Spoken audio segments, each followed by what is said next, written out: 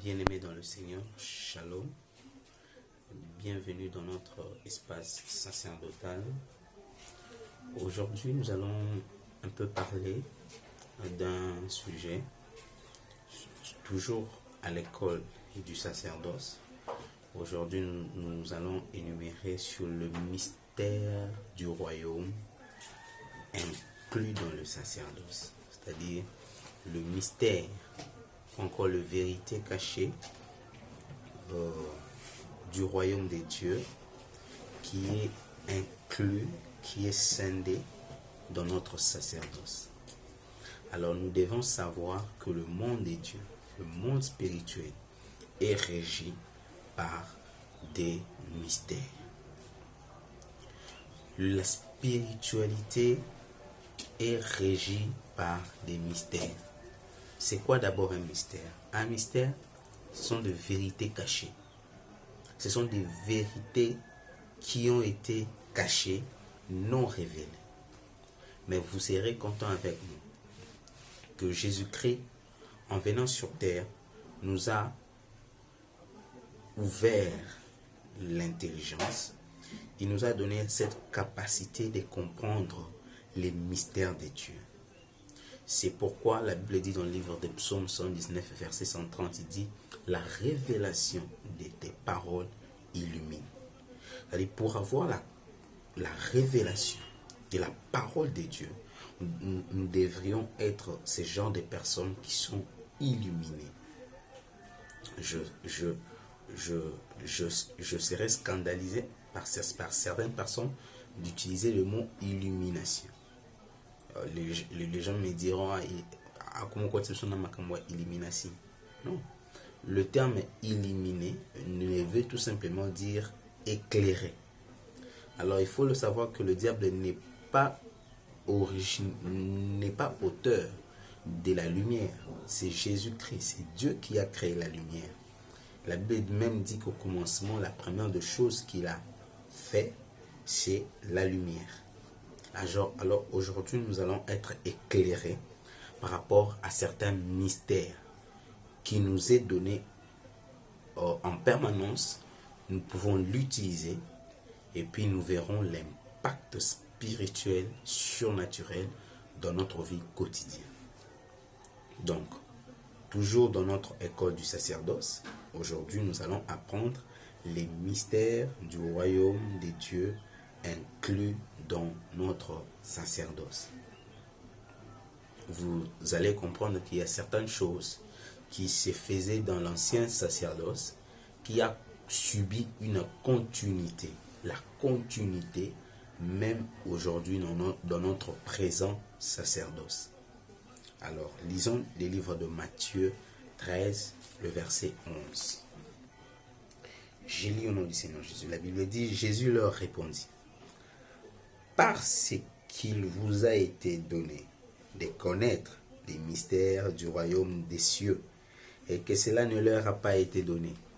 Ici, c'est après avoir donné le parabole du semeur. Le disciple lui posait la question, pourquoi tu leur toujours parles en termes de parabole? Ils ne comprennent pas ce que tu veux donner comme message dans le parabole. Jésus leur répond, dit, qu'il vous a été donné à vous de connaître les mystères du royaume des dieux. Donc il y a des mystères que tout le monde ne comprendra pas. Il y a des mystères, il y a des choses dans la Bible où beaucoup de gens, même lorsqu'ils mourront, n'arriveront pas à le palper ou à le saisir. Mais il est donné aux gens qui ont la révélation, la lumière pour comprendre le mystère du royaume, la vérité cachée. Le plus grand mystère que Dieu n'a pas révélé, c'est le jour du jugement ou encore le jour où Jésus-Christ reviendra. Ça, même les anges ne le connaissent pas. Et Jésus aussi ne nous a pas dit le jour, l'année, le mois. Ça reste le plus grand mystère. Le mystère de la mort, le jour où la mort viendra, patati patata, il n'a pas révélé.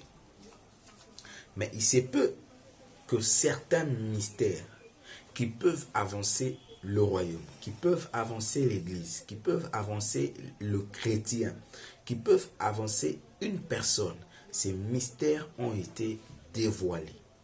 Et aujourd'hui, nous aurons cette possibilité de pouvoir déchiffrer cela. Ok. Le premier mystère qui a été dévoilé, c'est le mystère de la Sainte Seine. C'est le mystère de la Sainte Seine. Oui, je suis amoureux de la Sainte Seine. J'aime bien pratiquer ou encore commémorer au travers de la Sainte Seine. Parce qu'il y a de bénéfices qui se trouvent à l'exercice de la Sainte Seine. Lisons le livre de Jean, chapitre 6. Jean, chapitre 6, verset 53. Verset 53. J'ai lu au nom du Seigneur Jésus. La Bible dit, Jésus leur dit, en vérité, je vous le dis, si vous ne mangez la chair du Fils de l'homme, et si vous ne buvez son sang, vous n'avez point la vie en vous-même. Celui qui mange ma chair et qui boit mon sang a la vie éternelle, et je les ressusciterai au dernier jour. Car ma chair est vraiment une nourriture, et mon sang est vraiment un breuvage. Celui qui mange ma chair et qui boit mon sang demeure en moi, et je demeure en lui. Comme le Père qui est vivant m'a envoyé et que je vis par le Père, ainsi celui qui me mange vivra par moi. C'est ici le pain qui est descendu du ciel. Il n'en est pas comme de vos pères qui ont mangé la manne et qui sont morts. Celui qui mange ces pains vivra éternellement. Waouh! Quel bénéfice! C'est un bénéfice que Jésus nous donne. D'abord, dans le mystère de la Sainte Seine, premièrement, c'est un mystère éternel. Le repas du Seigneur, le plat de Dieu, c'est un plat éternel. La Bible dit, celui qui mange la chair de Jésus a la vie en lui. Alors pourquoi aujourd'hui nous pouvons nous atteler dans certaines maladies, certaines misères, certaines choses qui persistent dans notre vie?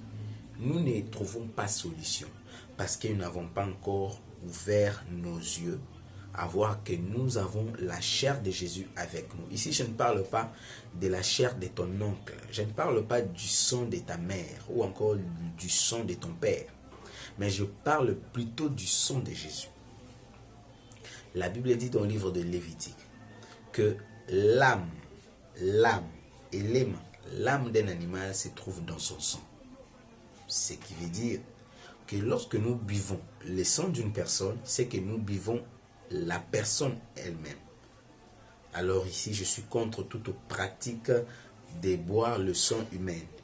Mais ici, je parle plutôt de boire le sang divin. C'est-à-dire, à chaque instant, à chaque fois que nous buvons le sang de Jésus, c'est-à-dire, nous buvons la personne, nous prenons l'âme de Christ et nous l'intériorisons. Je ne sais pas si on s'est fait comprendre. La Bible dit, dans le livre de Matthieu, à la fin, lorsque Jésus s'apprêtait pour la mort, il dit, vous mangerez et vous buvrez mon sang à chaque fois que vous devriez commémorer ma mort et ma résurrection. C'est ce qui veut dire que le sang de Jésus nous rappelle le calvaire de la croix, nous rappelle le calvaire qu'a connu Christ, la souffrance dans l'âme de Christ, la souffrance qu'a subi Christ dans son âme. Nous l'intériorisons. Et non seulement la souffrance, mais aussi la résurrection. Jésus est clair ici en disant, celui qui ne mange pas mon corps, ici il est très catégorique, il y a une interdiction. celui qui ne mange pas mon corps ne participe pas à la vie. Donc il n'y a pas participation à la vie tant qu'il n'y a pas consommation du sang et de la chair de Jésus. Mais qu'est-ce que nous voyons aujourd'hui dans nos églises? Entre parenthèses, les pasteurs célèbrent la Sainte Seine avec le fidèle seulement au mois d'avril, le jour de la Pâque. Ils célèbrent la Sainte Seine avec le pain sans levain, avec de petits bouteilles, verres, avec un peu de vin. Et puis on donne aux gens, et puis les gens mangent, boivent le sang de Jésus, c'est fini. Bon, on peut commencer à fêter dans la Bible, depuis Matthieu jusqu'à Apocalypse, mais trouver une place où Jésus dit que vous mangerez la Sainte Seine uniquement le jour de la Pâque. Il n'y en a pas.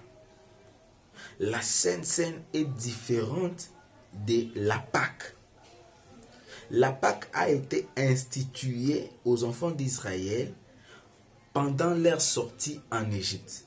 Et comment on devait manger la Pâque? La Pâque se mangeait avec les légumes amers. Donc si vous voulez manger la Pâque à l'église, achetez du pondu, achetez l'endunda, ne mettez pas du sel à l'intérieur. Aucune autre épice. Mangez-les amers. Deuxièmement, on devait rôtir la viande, soit de l'agneau ou du bœuf. C'est-à-dire, si vous voulez manger la Pâque à l'église, achetez un agneau, bokalingangote, faites ça seulement rôtir. Donc, nous comprenons que nous avions adopté certaines choses. Et puis dans la Sainte Seine, il fallait aussi manger avec le pain sans levain. Voilà. Le pain sans levain préparé à la maison. On devait aussi les manger à la hâte. La Sainte Seine, elle est différente de la Pâque.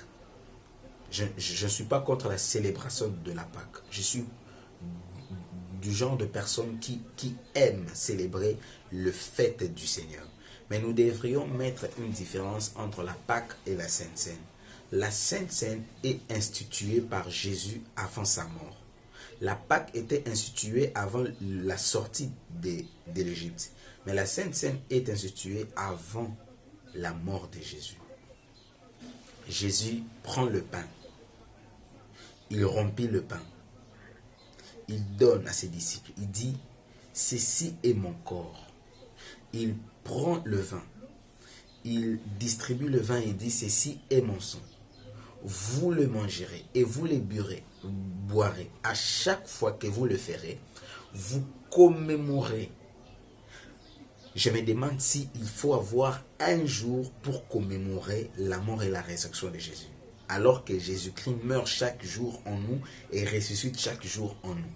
Ce qui veut dire que la Sainte Seine est obligatoire pour un chrétien de le célébrer chaque jour et chaque instant. Jean 6 est très clair.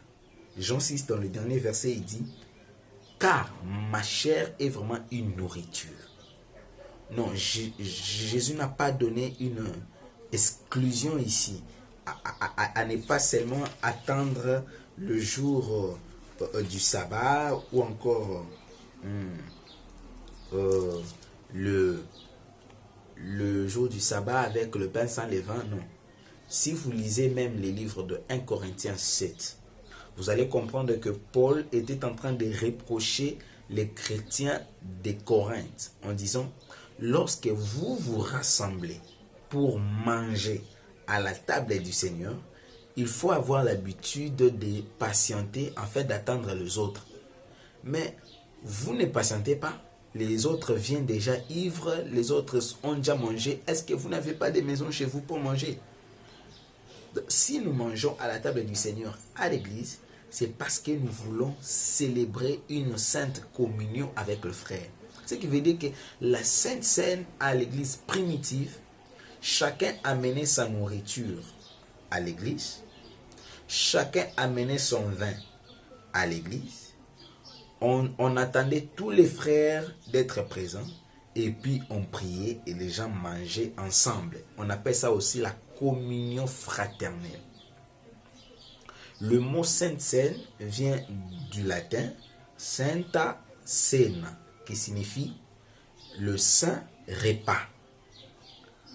En anglais, c'est the Holy Communion, ce qui veut dire la Sainte Communion, que nous appelons communément la communion fraternelle. Voilà.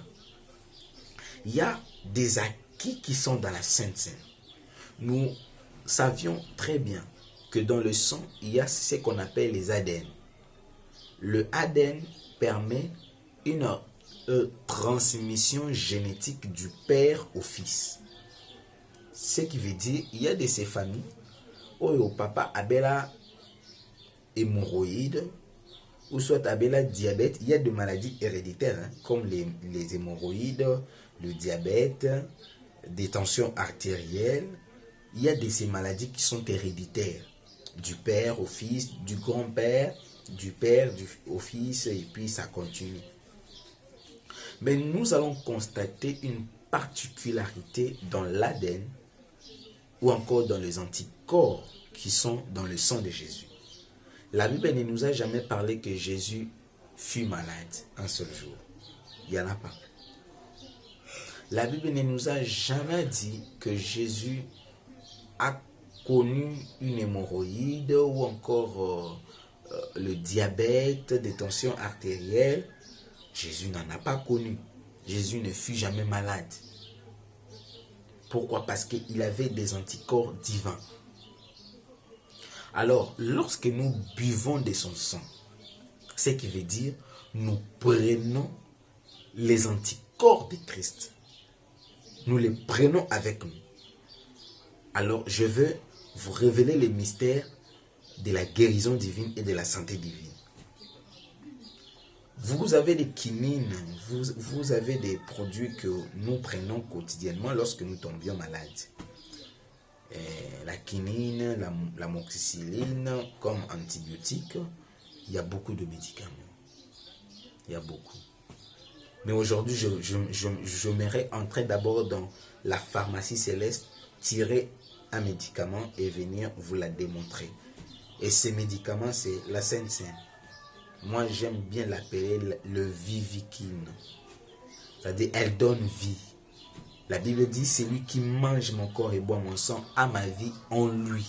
Ce qui veut dire que la Sainte Seine subit aussi une transformation comme médicament thérapeutique. La Sainte Seine guérit. Parce que là où il y a la maladie, la vie est à moitié raccourcie. Lorsque quelqu'un est déjà malade, il a 98% de vie. Lorsqu'il est très malade, il a 75% de vie. Mais ici, on dit que lorsque tu bois le sang de Jésus, tu as la vie de Jésus en toi. Bien-aimé, à chaque fois que tu seras malade, à chaque fois que tu te sentiras seul dans la maladie, une maladie qui a longtemps persisté en toi, je vais te dire une chose. Prends de l'eau. Prends de l'eau. Si tu n'as pas de l'eau, achète-toi le jus, n'importe quel jus. Prends même un biscuit, soit un gâteau, ou encore même du foufou que tu as, même le riz. Prends-les, ferme tes yeux et prie le Seigneur. Sanctifie cela par la prière. Rends les actions de grâce. Puisque la Bible dit, tout ce qui passe par action de grâce est sanctifié. Tu rends des actions de grâce à l'Éternel et tu transformes la nourriture par le corps de Jésus et le breuvage par le sang de Jésus. Et tu déclares par rapport à ta guérison la mission de la Sainte Seine par rapport à ton corps, t'apporter guérison. Parce que Jésus a dit, mon sang est vraiment un breuvage. Mon sang est vraiment un breuvage. On n'a pas dit d'exécuter ce que dans l'Ancien Testament on exécutait. S'il faut le faire ainsi, nous devrions à chaque fois rentrer en Israël, chercher le vin dans la vigne israélite, rentrer encore en Israël, nous fabriquer de pain sans levain et venir avec, et puis nous allons commencer à manger. Mais ce n'est pas le cas. Jésus a dit, mon corps est tout breuvage et est tout nourriture, et mon sang est tout breuvage. Prends le sang de Jésus, prends la chair de Jésus, mange-le et tu verras la guérison. Avec ta foi, tu verras la guérison. Deuxième des médicaments, toujours dans la Sainte Seine. La Sainte Seine a quelle répercussion dans notre santé? La Sainte Seine stabilise notre état de santé. Elle stabilise notre état de santé. Quelqu'un qui boit le sang de Jésus, qui mange la chair de Jésus, je ne le vois pas tomber dans le piège du diable et dans l'infirmité. 1 Corinthiens 7 le dit.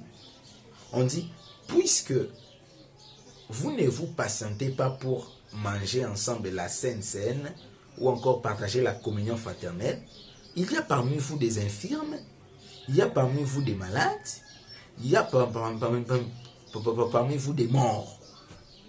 Bien aimé dans le Seigneur, c'est inacceptable de voir dans une église de Dieu, je dis bien l'église de Dieu, les gens mourir. Les gens mourir comme des poulets. Non. Certes, la mort est un mystère venant de Dieu, mais je vois inacceptable un oint de Dieu qui conduit une église. L'église qui est la femme de Jésus.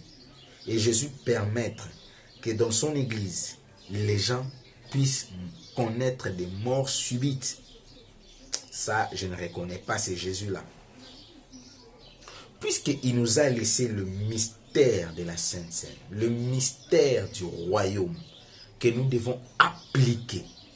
Appliquons-nous à la Sainte Seine. Appliquons-nous chaque matin. Appliquez la Sainte Seine. Papa, maman, vous êtes les gardiens spirituels de vos enfants. La Bible dit, apprends à l'enfant dès le bas âge la bonne voie. Puisque lorsqu'il sera grand, qu'il ne s'en détourne pas. Il est temps où les parents doivent initier leurs enfants aux cultures spirituelles, aux cultures surnaturelles. Je n'ai pas vu l'âge ou la condition pour manger la Sainte Seine. Je n'ai pas vu ça. Ce n'est pas comme aujourd'hui, on dit que pour manger la Sainte Seine, il faut avoir totalisé l'âge de 18 ans, 19 ans. Je ne sais pas s'ils tirent ces genres d'affirmations. Ou on nous dit encore qu'avant de manger la Sainte Seine, il faut être baptisé. J'en ai cherché dans la Bible, je n'ai pas trouvé. Je n'ai pas trouvé. Sans vous mentir, je n'ai pas trouvé ces affirmations-là. J'ai des enfants, mes soeurs, où on les a initiés à la Sainte Seine dès les bas âges. Je dis bien dès les bas âges. Malgré les vents et marées, on disait toujours qu'au travers de la Sainte Seine, de la même manière, les sorciers peuvent transmettre la sorcellerie au travers d'un gâteau, au travers du jus. Et le soir, la nuit, Abimelio a initié directement dans la sorcellerie. Nous aussi, au travers de la Sainte Seine, nous vous initions à la spiritualité de Dieu, à la divinité. Écoutez, Satan a quel est l'autre? Le diable n'a rien créé. Le diable a tout copié chez Dieu. Ça, je peux vous l'affirmer. Lorsque vous donnez à votre enfant la Sainte Seine, avant que votre enfant puisse manger, vous célébrez les aliments, vous priez pour les aliments, vous les transformez par le corps de Jésus et le sang de Jésus. Avant d'aller à l'école, le pourboire de vos enfants, le jus que vous leur donnez, le gâteau que vous achetez pour eux, vous priez avec eux. L'enfant, même lorsqu'il sera seul à l'école, lorsqu'il achète quelque chose avant de manger, il va prier comme vous le faisiez à la maison. Il va célébrer cette sainte scène. Je connais un enfant. Ça c'est un témoignage du révérend pasteur Dayo qui disait, il y a eu un enfant au Nigeria,